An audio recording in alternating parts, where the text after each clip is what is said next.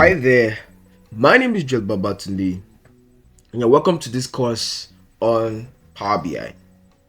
This is our first episode. We're going to be talking about the power of business intelligence, simply known as BI.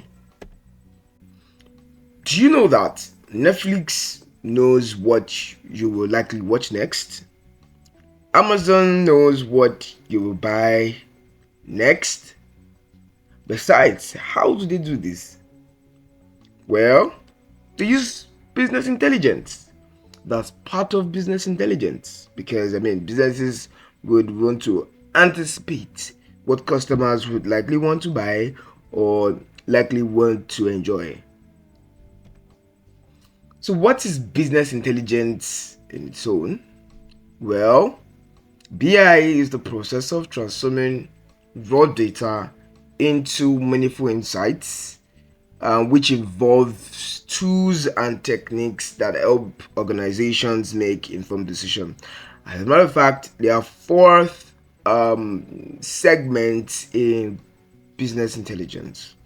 First is data gathering. So this is where you gather data. This is where you aggregate data together, and then after the aggregation, you are going to aggregate it from different sources. And after that, then you process the data. That means you're going to do data cleaning, data transformation, do some necessary cleaning that is needed for the data just to prepare the data for analysis. And then after that phase, then you move into the analysis phase.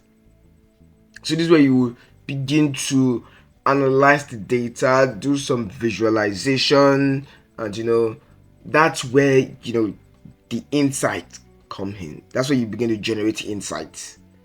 And then the last phase of the business intelligence, or the last segment, is decision making. So this is where you begin to make decisions from whatever insight that you've generated. Why does BI matter?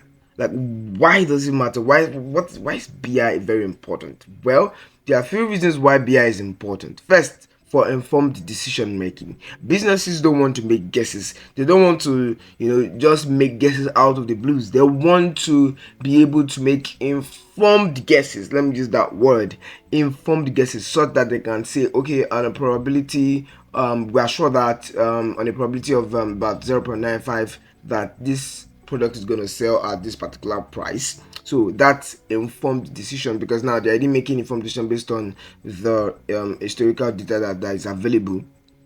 One other reasons why BI matter is competitive edge. With BI, you can actually have a competitive edge over your competitors. Why? Because you can even survey the market and see what customers like, and then penetrate into a new market. That strategy is called the blue ocean strategy, where you try to be the first to go into a particular niche, and because that place have not been explored yet, you're moving from a red ocean where it's oversaturated, and then you're going into a blue ocean where there are very few, little or nobody at all. So that's where you now begin to become the boss in that kind of niche. So that's with BI, you can actually exploit, see where you can actually come in as a pioneer, or say a pioneer in that particular niche. And sometimes it could be as little as understanding customer preferences, and then you can incorporate that into your existing products, and boom, you are better than your competitors. So with BI can give you insight into all of that. And then the next, which is the last one, is performance tracking. So with BI, you can actually track your performance. How well is the business doing? How much revenue have we made? How well are our workers doing?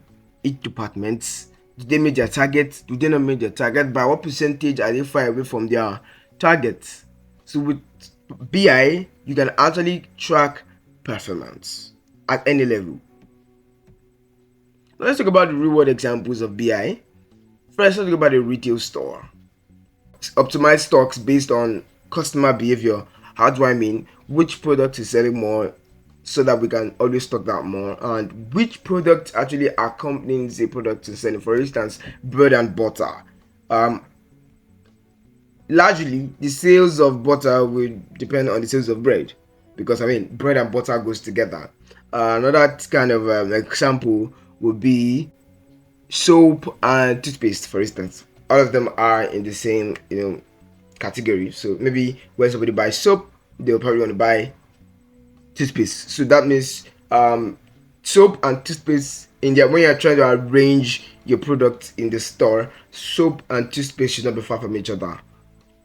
Why? Because they're kind of likely together. So we can BI can give us insight into which products accompanies which product. So like the example I gave, bread and butter. So that means that the area you sell on bread, the area you sell on butter. So we can actually optimize the sales by upselling a product. Even after somebody has bought a product, you can still upsell another product, because we know that people who buy this product have tendency to also buy this product.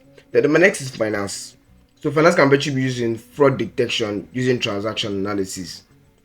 So what that means is that we can actually use BI to actually detect fraud. So fraud is like an abnormality in the data. So when you see some abnormality in the data, you can be like, something is going on here.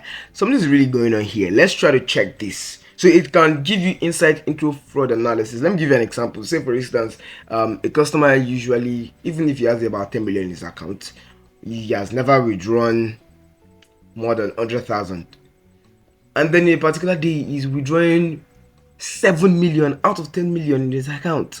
And you're like, what's going on? That's an abnormality. So you can use to track fraud. And of course, if somebody's account is always taking, say, 100,000 every month, 100,000 every month, and then somebody sent him 100 million, whoa, bank is going to close down that account. Why? Because I mean it's abnormal for you who receives 100,000 every month, all of a sudden to just receive 10 million naira or 100 million naira. That's like a detecting, it's a suspicious transaction. So that the system will flag that kind of transaction and just close your account. So that's that's one of the BI, that's one of the examples of BI. And then in healthcare, which I think is one of the most important industry that BI can be applied to, is predicting disease through data patterns. So my recent research work, I had the opportunity to do an analysis on hypertension in Nigeria, and I was able to create a system that could actually a hypertension screening web application that could actually screen patients to see if they are a high risk of hypertension or they are low risk of hypertension.